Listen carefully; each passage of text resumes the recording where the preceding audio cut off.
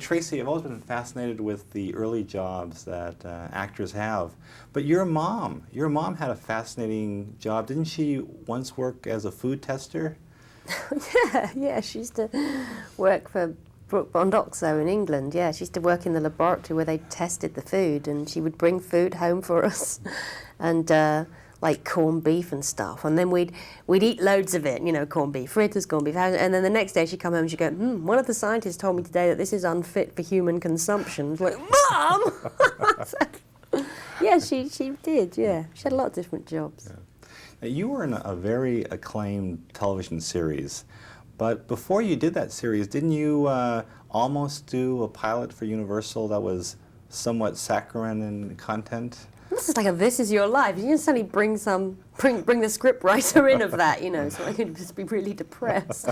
Well, it was like, that it was just one of those formula things where the kids said to me a lot of the time, "Let's eat pizza!" And we had a staircase in the background and a sofa in the front, and I thought, I'm not going to be able to do this, and so I did a variety show instead with Jim Brooks, which was a relief.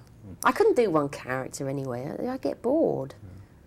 We talked before on the movie Plenty, and you got a lot of great reviews for that.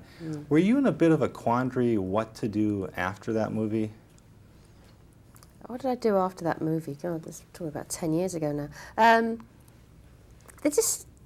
I wanted to do this variety series with Jim Brooks. I like television. It's just easier for women to do TV right now. It's not a great, even 10 years ago, it's not a great period of time for women in film. It's much freer. I have more control in TV. I get to do more varied roles.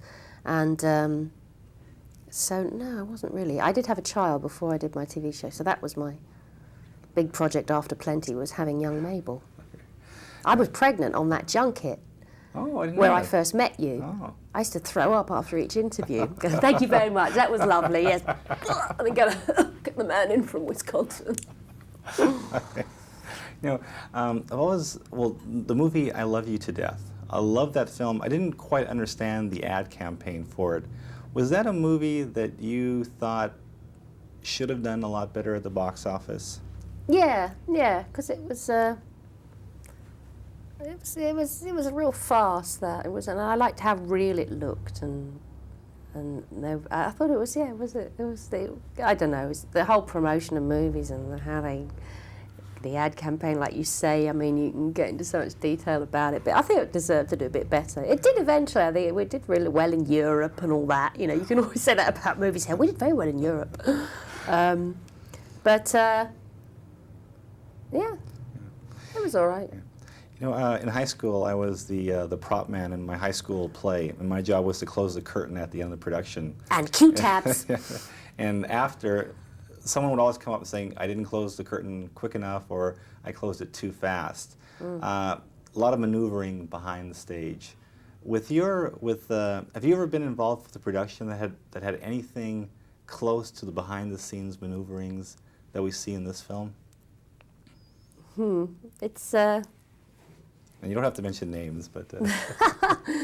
It was great to be a company of actors playing within this theatre, and a great camaraderie developed between us, because we've all been in this situation of doing plays. We'd all worked in theatre, and the hell that happens when the script isn't working out, and I've seen terrible situations happen, between the playwright and the producers and the directors and no, I've never been in a play where the ghostwriter got murdered at the end and there was like gunshots during the show. No, I can't say I've been anything that violent. But, I've been in a few dodgily financed productions like this one, where